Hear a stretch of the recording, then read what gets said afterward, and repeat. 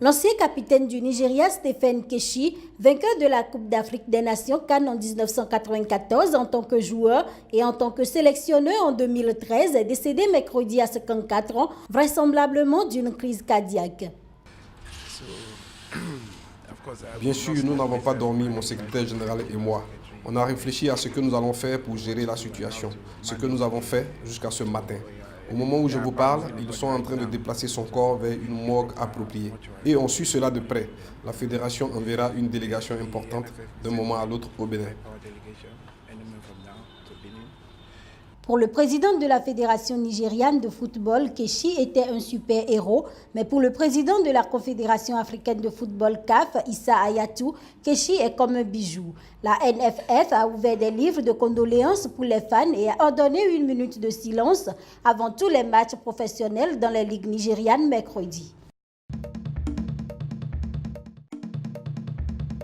Entassés dans un petit bateau de pêche ballotté par une mer houleuse, des migrants africains sont pris d'effroi quand ils réalisent que leur fragile embarcation commence à couler. Cette scène vécue par des milliers de migrants a été rejouée par 5 acteurs soudanais dans une pièce de théâtre Le Bateau de la Mort à Khartoum. Le but principal de ce spectacle est de dire aux jeunes qu'il faut arrêter l'immigration clandestine et la traite d'êtres humains. Le théâtre est en mesure de délivrer un tel message parce qu'il s'agit d'un outil doté d'un effet direct et rapide. Sur une musique poignante, cette pièce de 45 minutes se termine par la mort des migrants dans le naufrage de leur embarcation. Selon l'ONU, plus de 200 000 migrants ont atteint l'Union européenne cette année en passant par la Méditerranée et plus de 2700 sont morts pendant le voyage, la majorité d'entre eux dans des naufrages entre la Libye et l'Italie.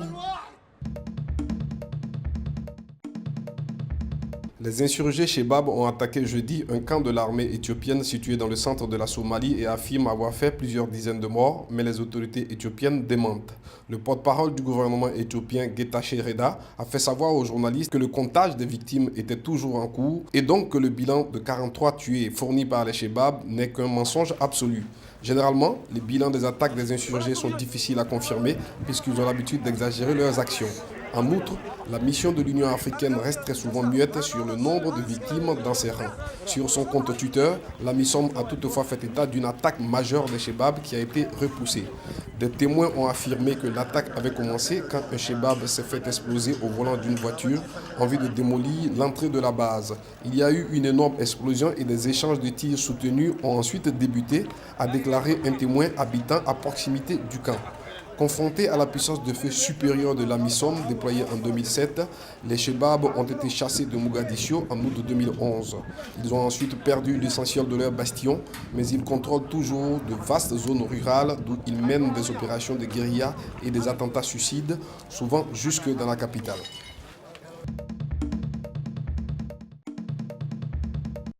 Pas question de revoir les tests pour permettre à Kenenisa Bekele de se qualifier pour les Jeux Olympiques de Rio au Brésil, a annoncé la Fédération éthiopienne d'athlétisme au cours d'une conférence de presse.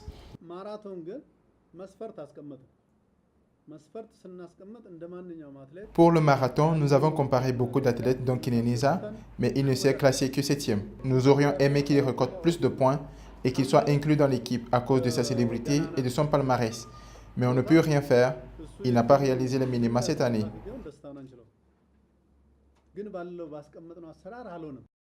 Et pourtant, tout amateur d'athlétisme connaît Bekele. L'homme est considéré comme une légende au palmarès impressionnant.